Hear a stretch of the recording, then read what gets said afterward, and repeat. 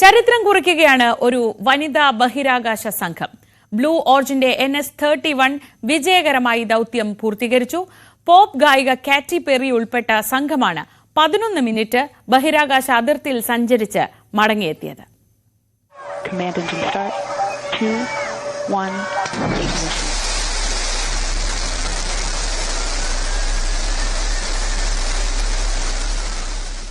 നക്ഷത്രങ്ങളെ സ്നേഹിച്ച വനിതകൾ മോഹങ്ങൾക്ക് അതിരുകൾ വേണ്ടെന്ന് ലോകത്തോട് വിളിച്ചു പറഞ്ഞു.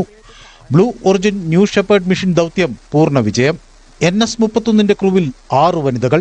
ഗായിക കാറ്റി പെറി, അമേരിക്കൻ പത്രപ്രവർത്തക ഗെയിൽ കിങ്, നാസയിലെ മുൻ ശാസ്ത്രജ്ഞ ആയിഷ ബോബ്, പൗരാവകാശ പ്രവർത്തക അമാൻഡ ന്യൂയൻ, ചലച്ചിത്ര നിർമ്മാതാവ് കരിൻ ഫ്ലിൻ, മാധ്യമപ്രവർത്തകയായ ലോറൻസ് സാഞ്ചസ് എന്നിവരാണ് സംഘത്തിലുണ്ടായിരുന്നത്. എന്തൊരത്ഭുതകരമായ ലോകം എന്നായിരുന്നു മടങ്ങിയെത്തിയ കാറ്റി പെറിയുടെ പ്രതികരണം. I feel super connected to love.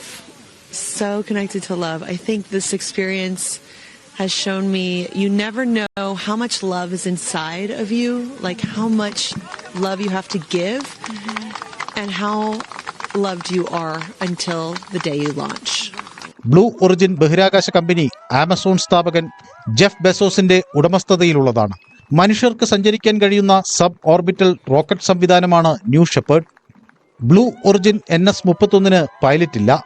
West ടെക്സാസിൽ നിന്നും പ്രാദേശിക സമയം രാവിലെ 8:30 റോക്കറ്റ് ഉയർന്നത്. അന്താരാഷ്ട്ര തലത്തിൽ അംഗീകരിക്കപ്പെട്ട ബഹിരാകാശ അതിർത്തിയായ കാർമൻ രേഖയ്ക്ക് മുകളിലൂടെ സംഘം യാത്ര ചെയ്തു. അവിടെ അവർ കുറച്ചു നിമിഷങ്ങൾ ഭാരമില്ലായ്മ എന്തെന്ന് അനുഭവിച്ചറിഞ്ഞു. News desk, News 18.